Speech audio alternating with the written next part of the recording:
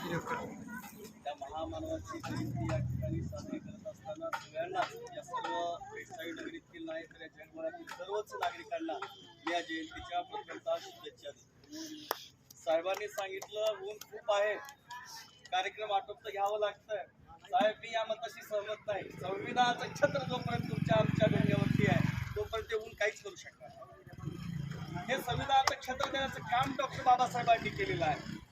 बाबासाहेबांनी जे बोलत नाही त्यांना बोलायला शिका, जे चालत नाही चालायला शिका, जे चालतात त्यांनी रस्त्यावर यायला शिका आणि जे रस्त्यावर येतात त्यांनी संघर्ष करायला शिका आणि ज्याला काही जमत नाही त्यांनी किमान न बसायला तर शिका। हे बाबासाहेबांनी सांगितलं। ही प्रवृत्ती तुमच्या आमच्यामधली निघाली पाहिजे, कारण चांगल्या गोष्टी काही करत असताना बऱ्याच गोष्टी आपण विनाकारण बोलून जातो। हे तरी करू नका, हे बाबासाहेबांनी शिकवलेलं आहे। बाबासाहेबांनी ज्यावेळेस संविधान लिहिलं 26 नोव्हेंबर 1949 ला संविधान आपल्या देशाला त्यांनी सुपूर्द केलं। साहेब संविधान सुपूर्द करत असताना भारतामध्ये 33 कोटी देव आहेत। या 33 कोटी देवांना स्मरून संविधान सुपूर्द करायचं का कसं करायचं हा प्रश्न सर्व लोकांच्या समोर जमला होता। त्या संविधान सभेमध्ये जमला होता। अनेकांनी म्हटलं महादेवाचं नाव घेऊन करू, अनेकांनी म्हटलं श्रीरामांचं नाव घेऊन करू, अनेकांनी म्हटलं हनुमानाचं नाव घेऊन करू, कोणी म्हटलं अल्लाचं नाव घेऊन करू। पण बाबासाहेबांनी म्हटलं हे संविधान अर्पण करत असता आम्ही भारताचे लोक म्हणून संविधान अर्पण संविधानामध्ये सुरुवात कशी पद्धतीची आहे। आम्ही संविधान आम्ही भारताचे लोक, भारताचे लोक ही संकल्पना बाबासाहेबांनी मांडली। 1 वोट 1 पर्सन, 1 पर्सन 1 वोट। एका सामान्य नागरिकाची किंमत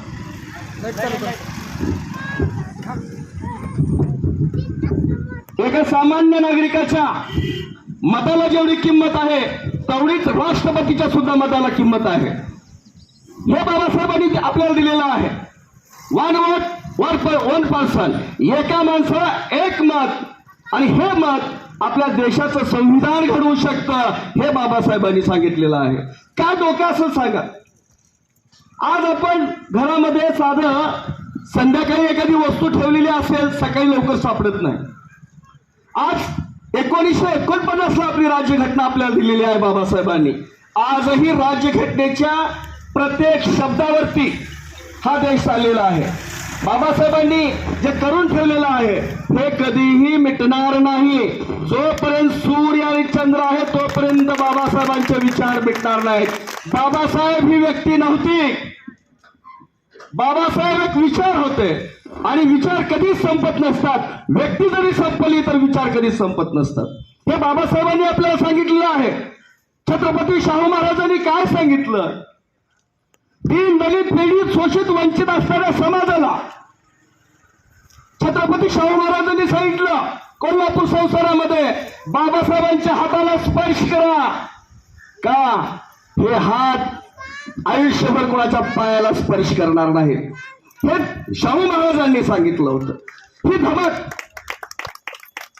जो माणूस पुस्तक वाचतो हरिभाऊंनी सांगितलं तो कधीच कोणासमोर नतमस्तक होत नसतो। हे करण्याचं काम बाबासाहेबांनी केलं। बाबासाहेबांनी आपल्याला कसं जगावं कसं चालावं हे सांगितलं। संघर्ष करा, संघटित व्हा, पहिल्यांदा शिक्षण घ्या।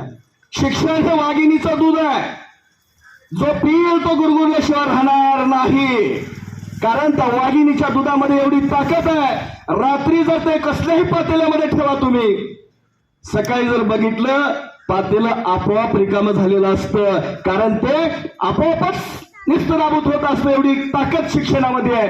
हे देण्याचं काम बाबासाहेबांनी केलं।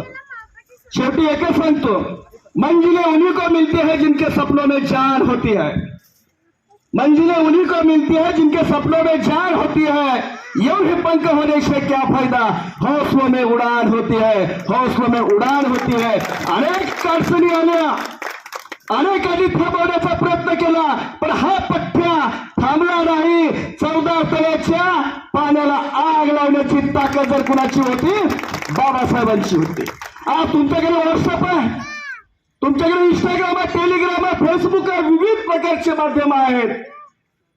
याच्यावरती सुद्धा निमंत्रण देऊन कोण आपल्या कुठल्या कार्यक्रमाला किंवा कुठल्या आंदोलनाला येत नाही. पण कुठल्याही प्रकारचा संदेश या भारतामधल्या माणसांना पोहोचवण्याची यंत्रणा नसताना सुद्धा लाखो अनुयायी 14 तळावरती उभा राहिले आणि दलितांना, शोषितांना, वंचितांना, कष्टकऱ्यांना न्याय देण्याचं काम बाबासाहेबांनी त्या 14 तळावरती केलं. अशा या थोर महात्म्याला एक राजा जन्मला रायगडावरती आणि एक राजा 14 तळ्यावरती. काय नशिबात तुमचं आमचं.